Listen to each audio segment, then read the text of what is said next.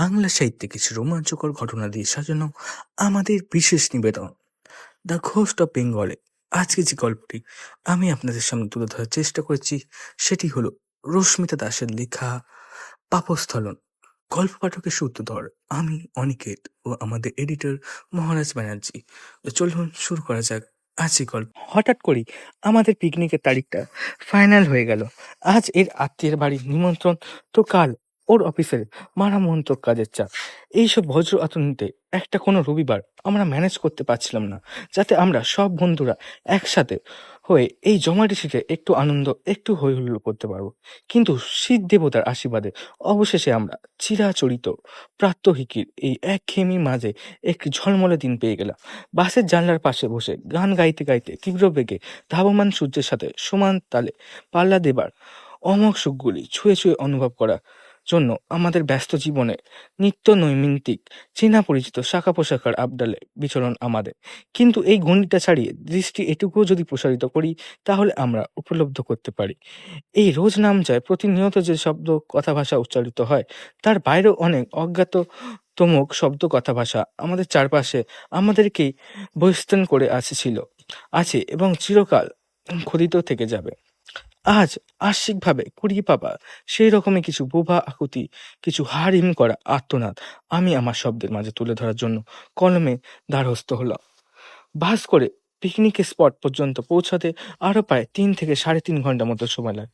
বাসের অনগল ঝাঁকুনি খেতে খেতে আমাদের প্রত্যেকের ব্রেকফাস্ট প্রায় হজম হয়ে আসার মুখে। ক্লান্তিতে আমরা সবাই যখন ওর গায়ে ঢলে এলিয়ে পড়ার পরিস্থিতিতে, এমন সময় বিনা মেঘে বজ্রপাতের মতো উদয় হলো এক নতুন ঝামেলা। বাসের একটি চাকার টায়ার পাংচার হয়ে গিয়েছে। আমাদের পাতা আনন্দের গালিচায় এভাবে যে ঝাঁইটা পড়বে তা আমরা ঘুণাক্ষরেও ভাবতে পারিনি।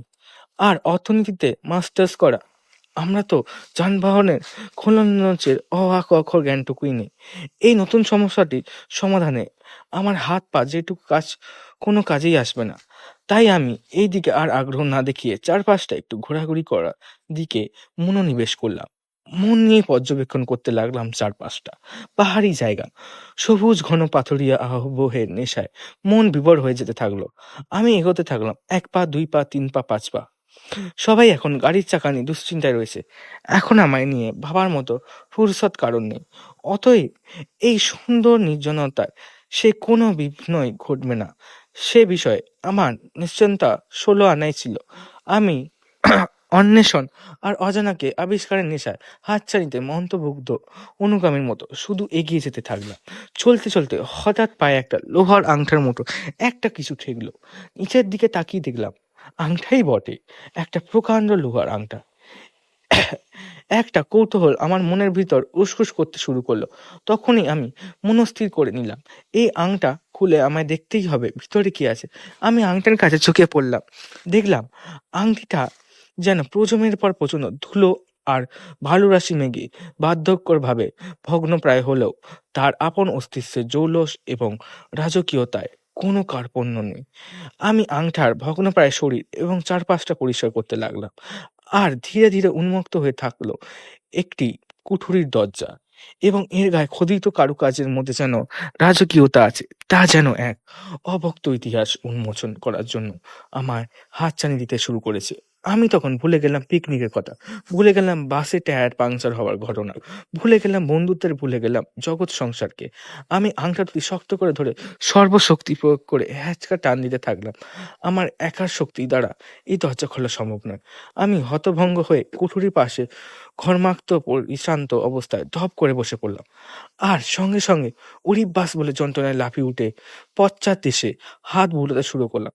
তারপর নিচের দিকে তাকিয়ে দেখি কুঠুরির দরজার ঠিক নিচের দিকে একটু অনুচ্চ হাতলের মতো কি একটা ধুলোমাখা বস্তু উঁচু হয়ে আছে, এবং তার উদ্ধাংশ সূচালো এবং তীক্ষ্ণ ফলার মতো উন্মুক্ত হয়ে আছে। আমি বিষয় সামলে উঠার একটা জিনিস খেয়াল করলাম, কুঠুরির দরজাটা একটু ফাঁক হয়ে আছে। এবার আমি ধুয়ে ধুয়ে চার করে একটা কিছু আন্দাজ করে নিলাম। তৎক্ষণাৎ পাশে পড়ে থাকা একটা প্রস্তরখণ্ড নিয়ে শরীরে সর্বশক্তি প্রয়োগ করে ওই সুচালো অগ্রভাগটিকে ক্রমাগত চাপ দিতে থাকলাম। আর আমার এই বল প্রয়োগের ফলশ্রুত যা অনবাঞ্ছনীয় বিস্ময়কর ঘটনা আমার চোখের সামনে ঘটে চলেছিল, তাতে আমার বুকের ভিতরটা উত্তেজনার পারদ উড়োতর চড়তে থাকলো। আমি হাঁ হয়ে দেখতে লাগলাম। আমার বল প্রয়োগের তীব্রতার সামনে সমান তালে তাল মিলিয়ে কুঠুরির দরজা যান্ত্রিক ক্যাচক্যাচ শব্দে সহকারে উন্মোচিত হচ্ছে। এইভাবে আমি কুঠুরির পুরো দরজাটাই খুলে ফেললাম। এবার আমি কুঠুরির ভিতর আমার অপ্রতিরোধ্য কৌতূহল নিয়ে দু চোখের দৃষ্টি যতটা দূরে যায় প্রসারিত করার চেষ্টা করলাম, কিন্তু হঠাৎ করে এইরকম একটা ঝটকা খাবো এটা আমি সত্যি দুঃস্বপ্নেও ভাবিনি। একটা বিভস্ত দুর্গন্ধ যেন আমায় মৃত্যুর ন্যায় শ্বাসপদের মতো গিলতে এলো, যা আমার এক জন্মের কেন গত 7 জন্মের অন্নপ্রাশনের ভাত আমার নাড়ি ভুঁড়ি টেনে ছিঁড়ে ভার করে নিনি। কিন্তু আমি নাছোড়বান্দা। এত ঝঞ্ঝাটের পর যখন সামনে এইরকম একটা রাজা ওর আমলের রহস্যময় চোরা কুঠুরির খোলা দরজার সামনে দাঁড়িয়েও স্রেফ দুর্গন্ধের কারণে আমি বেমালুম সরে পড়বো, এটা আমি কিছুতেই মন থেকে মানতে পারছিলাম না। মনটা একটু শক্ত করে মনে জোর এনে পুনরায় আমি দৃষ্টি ফেললাম কুঠুরির উন্মুক্ত দরজাতে। হঠাৎ রীতিমতো অপ্রাসিতভাবে কুঠুরির উন্মুক্ত দরজা থেকে দুর্গন্ধের লেশটুকু পুরোপুরি নিশ্চিত হয়ে গিয়ে সেখান থেকে দমকা হাওয়ার মতো নির্গত হয়ে শুরু হলো পাগল করানো ছাতুরে একটি মিষ্টি সুবাস। আমি মন্ত্রমুগ্ধের মতো শুধু কুঠুরির ভিতরে ঢোকার রাস্তা খোঁজার জন্য মরিয়া হয়ে উঠল। মাথাটা একটু ঝোঁকাতে দেখলাম সূর্যের আলো যেন সহস্র যুগ ও সহস্র অন্ধকার পার করে যেন জীবনের দিশা দেখানোর জন্য কুঠুরির দরজার ভিতর আলগোছে প্রবেশ করেছে। ওই আলোতে আবছাভাবে প্রত্যক্ষ করলাম একটা সিঁড়ির উপস্থিতি, যা নিচের দিকে থেমে গিয়েছে। আমি কাল বিলম্ব না করে ওই সিঁড়িতে পা দিয়ে নিচে নামার জন্য উদ্যত হলাম। মনের ভিতরে যাবতীয় সংকোচ পিছুটান ধুলার ন্যায় ফু দিয়ে উড়িয়ে দিয়ে আমি আস্তে আস্তে করে কুঠুরির দরজা ও সিঁড়ির রাস্তার ভারসাম্য ঠিক রেখে ধীরে ধীরে ভয় ভয়ে এক ধাপ করে নিচে নামতে শুরু করলাম। বুকের ভিতর যেন কামার বসে বসে হাঁটুরি পিটছে। আমি মোবাইলের টর্চ জেলে আস্তে আস্তে প্রবেশ করতে লাগলাম রহস্যের অতল প্রান্তরে। অবশেষে পাহাদানির কোটা পূরণ করে আমি পা রাখলাম ভূগর্ভস্থ ভূমিতে। মোবাইলের আলো ফেলে যা দেখলাম তাতে আমার চক্ষু একেবারে চড়কগান। বিষয় তার চোরা স্রোতের একেবারে মোহনায় পৌঁছে তার এই সুতীব্র জলোচ্ছ্বাসের দ্বারা আমায় যে এইভাবে স্তব্ধ করে দেবে আমি তা কল্পনাতেও আনতে পারিনি। আমি চারপাশে দেখলাম প্রায় শখানেক স্বর্ণ মুদ্রাপূর্ণ ঘোড়া। কিছুক্ষণ থমকে দাঁড়িয়ে রইলাম শুধু। কিয়ৎক্ষণ পর মস্তিষ্কের অজানা কন্ট্রোল রুমে চালিত রোবটের ন্যায় আমি দ্রুত মোহরের ঘোড়ার দিকে অগ্রসর হয়ে থাকলাম। হঠাৎ আমার গায়ে তীব্র গতিতে কিছুটা তরল পদার্থ ছিটকে আসার মতো সুতীক্ষ্ণ একটা স্পর্শ অনুভব করলাম। টর্চের আলো ফেলতেই আমার চক্ষু স্থির। আমার কনুইয়ের কাছে লেগে আছে এক ফোঁটা টাটকা রক্ত। আমি চিৎকার করলাম, কে কে? উত্তরে পেলাম নৈত্য শব্দ, তার লেলিহান আস্ফালন। আর প্রায় সাথে সাথে অনুভব করতে আরম্ভ করলাম আমার সারা শরীরে পিচকিরির মতো তাল রক্ত দিয়ে উন্মাদের ন্যায় কেউ স্নান করিয়ে দিতে উদ্যত হয়েছে। আমি তখন মোহের মায়া ত্যাগ করে সেই অন্ধকূপ থেকে বেরিয়ে আসার জন্য মরিয়া হয়ে উঠলাম।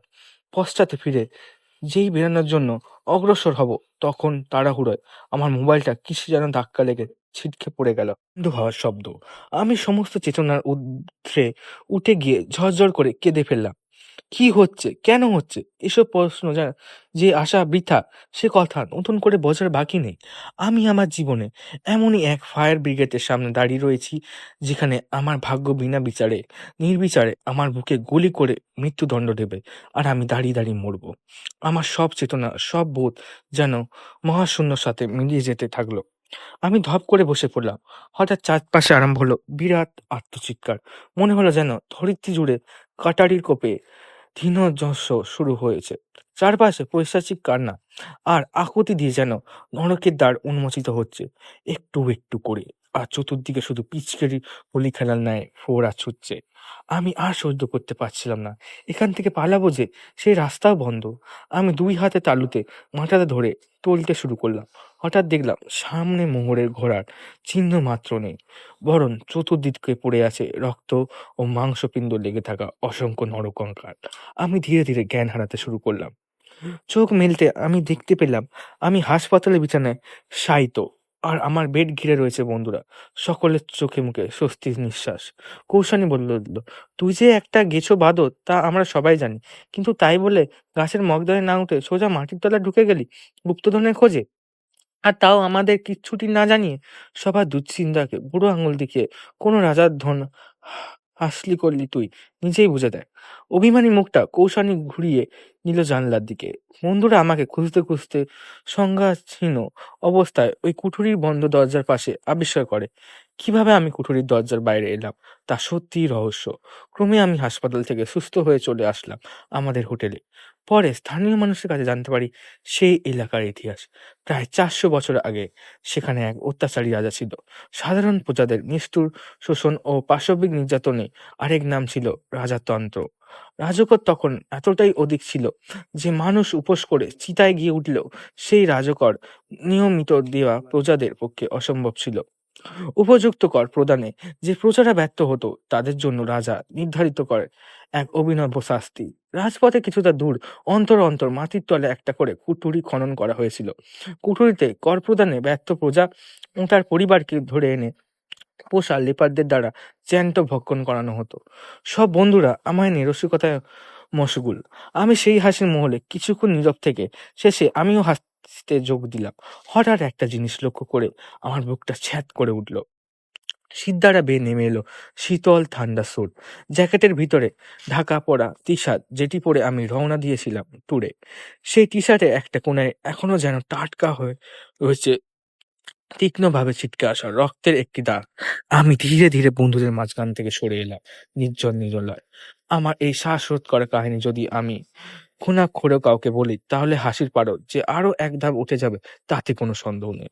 তাই খোলা খাতায় তুলে রাখলাম এই পাপ স্খলনের শব্দ ও আকুতি। পৃথিবীর বুকে হয়তো এইভাবেই এক একটি পাপ সংঘটিত হয়, আর জলে পাথরে বা মাটি ফুঁড়ে এইভাবেই হয়তো সেই পাপের অশ্রু আর রক্তের সংকল যুগের বুক ঝরে ধরে।